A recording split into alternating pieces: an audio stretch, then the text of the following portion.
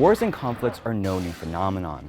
They have the power to damage, destroy, and even liberate people in some cases.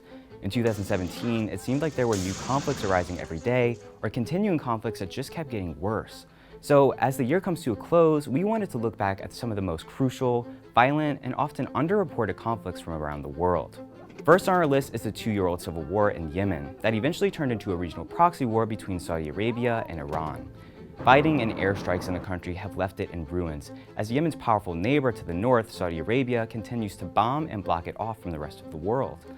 Saudi Arabia started its air campaign there in 2015 to crack down on Houthi rebels that are backed by Iran. The conflict is one of the most devastating of the year, with at least 10,000 people being reported dead and a quarter of Yemen's 28 million citizens starving. Some are even calling the situation in Yemen the largest humanitarian disaster in the world. The conflict and lack of aid has also created the largest cholera outbreak in modern history, with almost 1 million cases being reported in 2017. And as this year comes to an end, it's hard to imagine that this complex and devastating conflict will be resolved anytime soon. Next on our list is the little-known conflict that sprung up in the Philippine city of Marawi last May. The conflict broke out after an ISIS-aligned militant group, the Mauti, took over the city after government forces tried and failed to capture ISIS's point person in the Philippines, Isnilon Hapilon. The takeover prompted a harsh government response. The country's hardline populist president, Rodrigo Duterte, launched a military assault on the Mauti.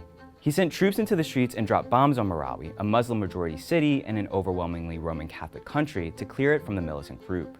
Duterte also declared martial law on the entire island of Mindanao, where Marawi city is located, affecting more than 20 million people. According to human rights groups, over 360,000 people from the city and surrounding areas have also been displaced within just 1 month of the fighting starting. The siege officially ended on October 18th after the military claimed it killed Hapilon and another militant leader. Officials say that 920 militants, 165 soldiers, and 47 civilians were killed in the conflict. But rights groups say that the civilian toll is probably much higher than that. But now as fighting subsides in the city that lays in ruins, anger is growing among residents against not only the Mauti, but also the government for its heavy-handed approach. The sentiment is creating what some are saying is a prime environment for extremist recruiting. Government officials even confirmed that the Mauti are still actively recruiting in Marawi. Another key conflict in 2017 that saw significant moments was the war against ISIS in Iraq and Syria. Both of the countries have been struggling with the militant group since 2014. Fighting intensified in both countries for years as the terror group controlled major cities like Mosul in Iraq and Raqqa in Syria. But in 2017, that finally changed. In June of this year, Iraq had its first major victory against ISIS, recapturing Mosul, the group's de facto capital in the country.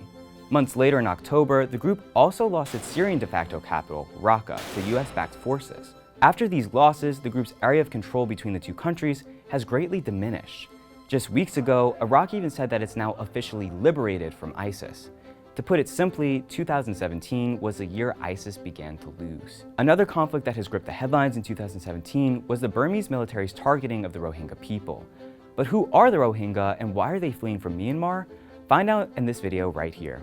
Thanks for watching NowThis World, and as always, don't forget to like and subscribe for more every week.